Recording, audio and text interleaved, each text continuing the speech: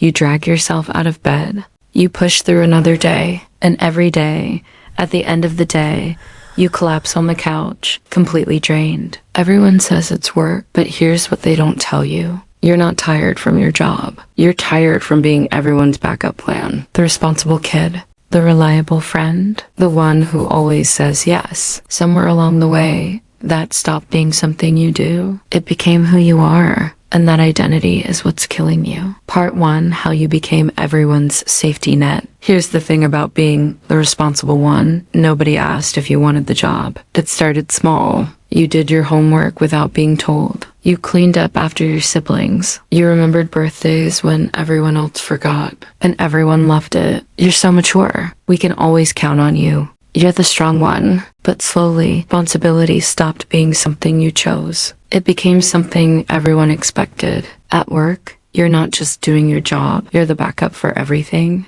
Covering for late coworkers. Following up on projects that aren't yours. Staying late to make sure nothing falls apart. You became the person everyone comes to when they can't figure something out. But it doesn't stop at work. Part 2.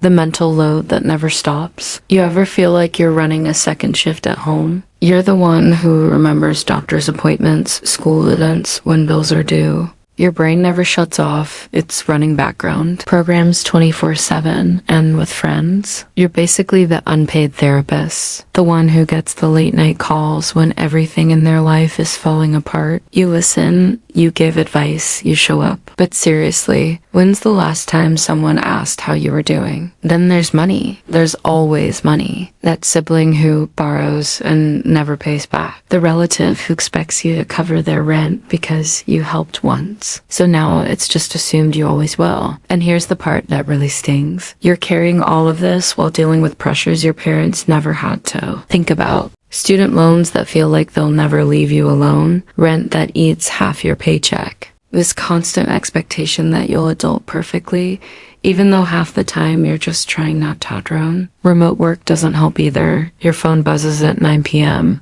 and you feel guilty if you don't respond. The responsible one identity you picked up as a kid is now tangled up with modern pressures that would crush anyone. That's why you collapse at the end of every day. Not because work itself is so impossible, but because you're carrying weight that was never yours to begin with, while the world keeps demanding more.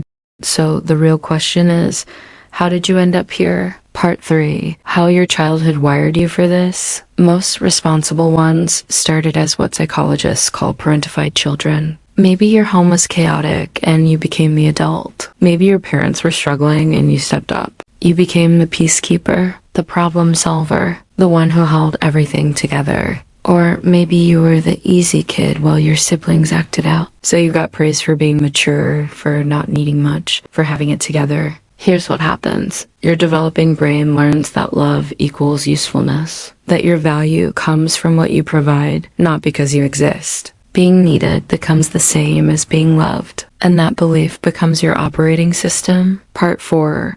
The psychological trap you're stuck in. That belief follows you everywhere, into relationships where you're always the giver, into jobs where you can't say no, into friendships where you're the emotional support. Here's the trap. When being the strong one becomes your identity, you lose permission to be human. Saying no feels like betrayal. Asking for help feels like failure. Having bad days feels selfish. You become hyper-aware of everyone else's problems, but blind to your own exhaustion. The cruelest part, the better you get at this role, the more invisible you become. People stop checking on you because you seem fine. They pile more on because you handle everything so well. Until one day you hit a wall, and everyone's shocked. But it gets worse. Part 5. Why your body can't rest. Your body thinks you're in constant danger. When you're always on, ready to solve problems, handle crises, your nervous system never gets the signal to relax. Even on your couch, part of your brain is scanning, listening for your phone, reviewing tomorrow's problems, preparing for the next crisis. That's why Netflix doesn't relax you. That's why you wake up tired after 8 hours of sleep. Over years, this creates chronic stress on your body. Your cortisol stays elevated.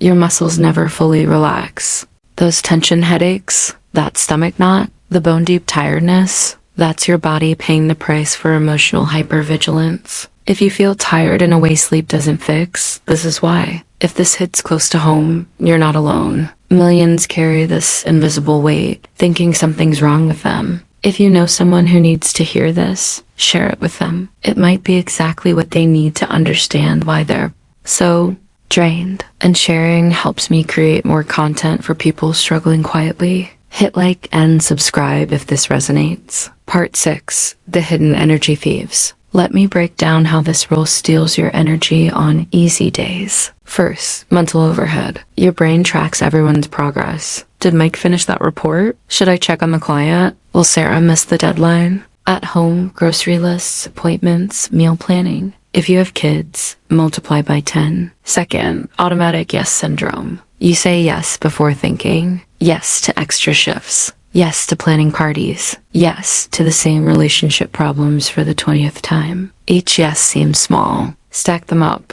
and they bleed you dry. Third, the worth trap. You believe if I'm not useful, I don't matter. Rest feels selfish. Saying no feels wrong. And there's more. Part 7, the work nobody sees. You're managing everyone's emotions. You're the family diplomat preventing conflicts. The office peacekeeper smoothing tensions. The friend who always knows what to say. You carry everyone's stress like it's your own. This emotional labor takes massive energy but gets zero recognition. Plus, your nervous system constantly scans for problems to solve, people to help, crises to prevent.